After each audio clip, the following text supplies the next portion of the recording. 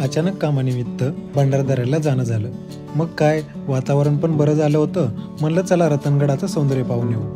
हर्षदला सोबत घेतलं आणि आम्ही निघालो भंडारदऱ्याच्या दिशेने.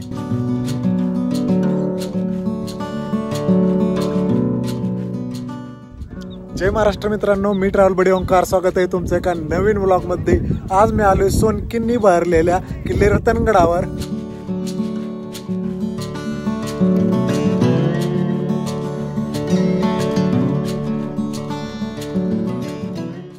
आम्ही येऊन पोचलो होतो गडाच्या पायथ्याशी असणाऱ्या रतनवाडी गावामध्ये. इथेच अमृतेश्वराचे मंदिर आहे. मंदिराच्या जवळच गडावर जाताना आपल्याला एक विष्णुतीर्थ म्हणजेच पुष्करणी देखील पाहायला मिळते. असं म्हटलं जातं की अमृतेश्वर मंदिराच्या काळातच या पुष्करणीची निर्मिती झाली. ही पुष्करणी काळ्या दगडात कोरलेली असून तिला पायऱ्या देखील आहेत. बाजूंच्या भिंतीमध्ये सालंकृत अशी 12 देवकोष्टकांची रचना केलेली दिसून येते. त्यावर छोट्या छोट्या कोरीव रचना असून त्यामध्ये श्री गणेशाची मूर्ती व भगवान विष्णूचे अवतार यामध्ये आपल्याला बघायला मिळतात. इथूनच जंगलाच्या वाटेने आम्ही गडाच्या दिशेने जायला सुरुवात केली.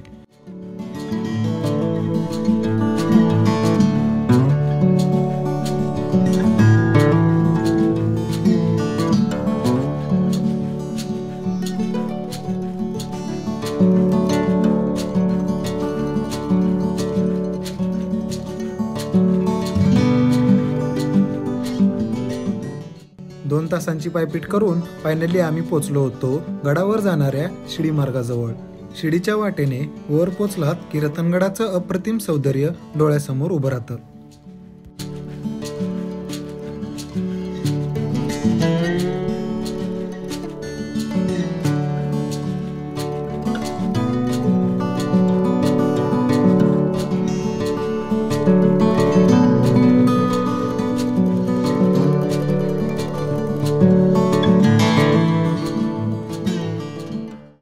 गडावर असणारा हा आहे कोकण दरवाजा. याची बरीच पडझड झाली असून आजही हा दरवाजा उद्ध्वस्त स्थितीत पाहायला मिळतो.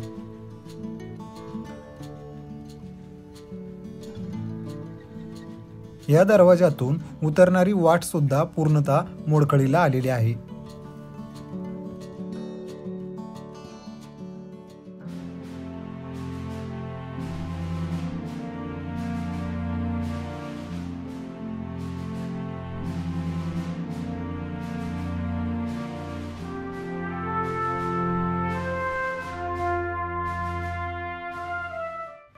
तिथूनच काही अंतरावर पुढे रांगेत बऱ्याच पाण्याचे टाके आहेत आणि याची रचना अशी केली आहे की एक टाकं भरलं की दुसरं टाकं भरायला लागतं.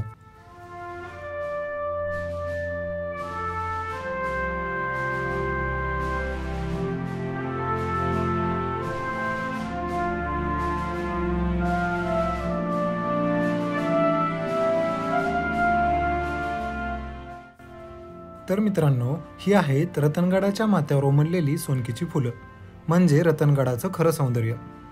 असं वाटतं की जणू सह्याद्रीने स्वतःवर सोन्याची चादर पांघरली आहे.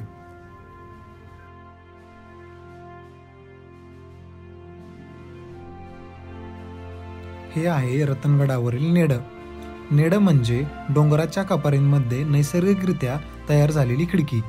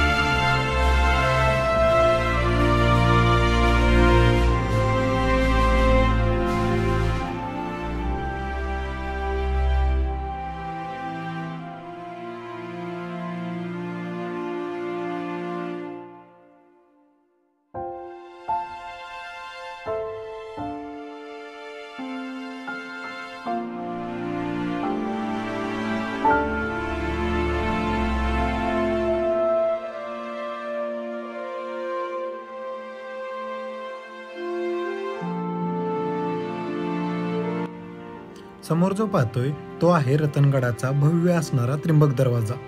हा दरवाजा कातळात कोरलेला असून तो गडाच्या गौरवशाली इतिहासाचं प्रतीक आहे. दरवाजाच्या दगडी भिंतींवर आजही जुन्या काळाच्या खुणा दिसतात.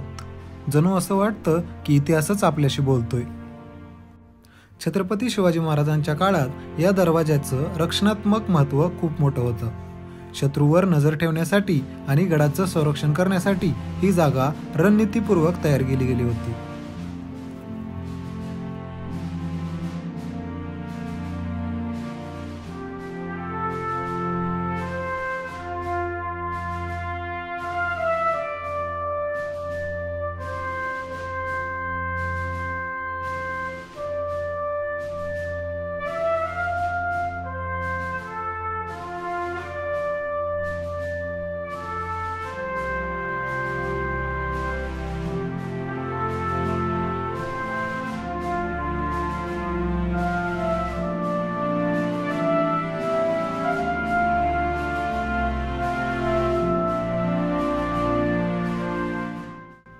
तेथून पुढे जाताना आम्हाला एक पाण्याचं छोटं टाकं दिसून आलं. त्याच्याच शेजारी शिवनंदी आणि मंदिरासारखे काही अवशेष देखील दिसून आले.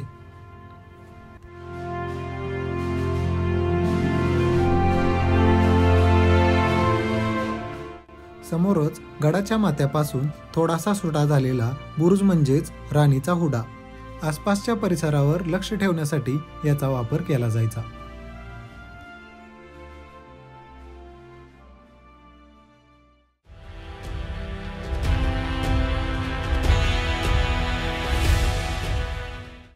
हा आहे हनुमान दरवाजा.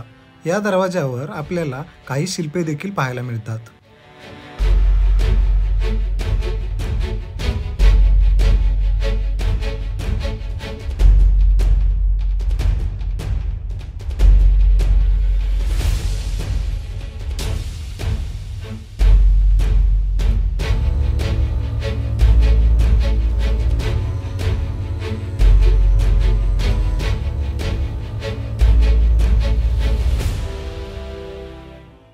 दरवाजाच्या समोरील बाजूस हनुमानाचे व श्री गणेशाचे शिल्प आपल्याला कोरलेले दिसून येते.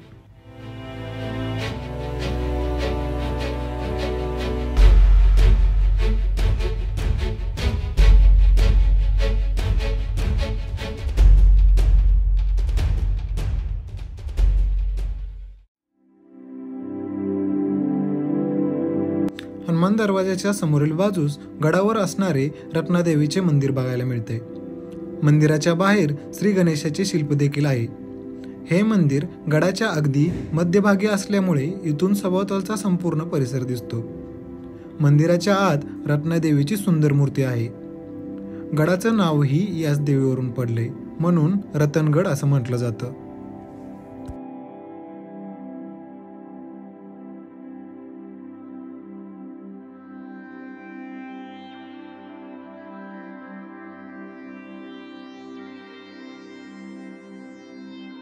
मंदिराच्या बाजूलाच शिवकालीन मोठी गुहा देखील आहे, जिथे 25 ते 30 लोक सहज राहू शकतात.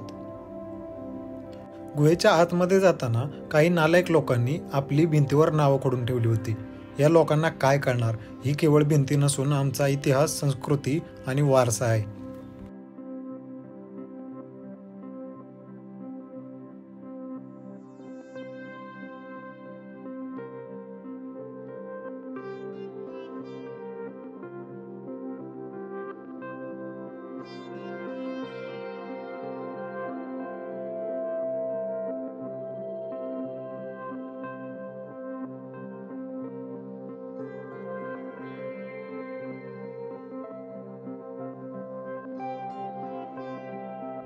गड बघून झाल्यानंतर आम्ही निघालो होतो परत माघारी रतनवाडीच्या दिशेने.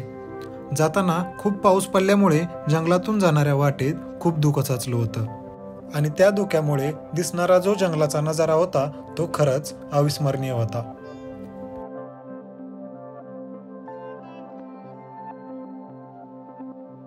हे आहे रतनगडाच्या पायथ्याशी असणारं अमृतेश्वराचं मंदिर. ऐतिहासिक संदर्भानुसार अमृतेश्वर मंदिर 1000 वर्षापूर्वी बांधले गेले होते. हे मंदिर दगडात कोरलेले हेमाडपंथी स्थापत्यशैलीचे मंदिर आहे. जे शिलाहार राजवंशाने 9व्या शतकात बांधले होते.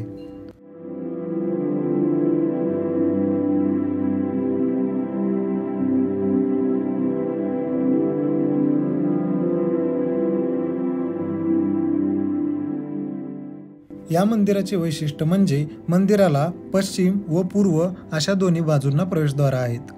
सभामंडप, अंतराळ व गर्भगृह अशी मंदिराची रचना असून मंदिराच्या गर्भगृहाला देखील मागील बाजूला एक अर्धमंडप आहे.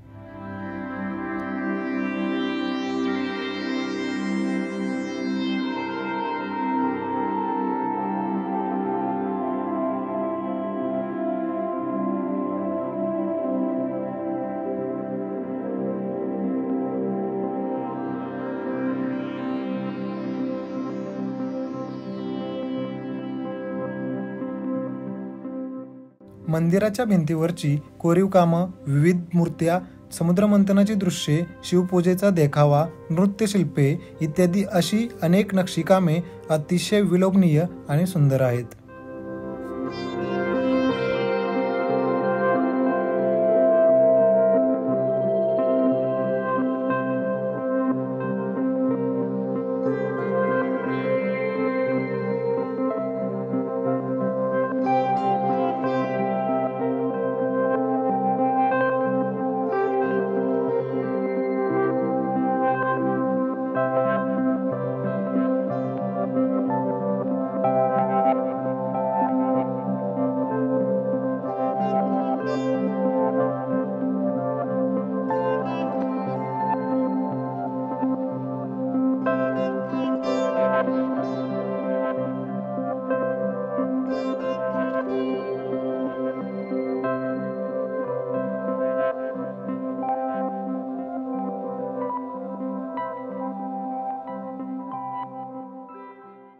तर मित्रांनो, हा होता आपला रतनगडाचा अप्रतिम प्रवास.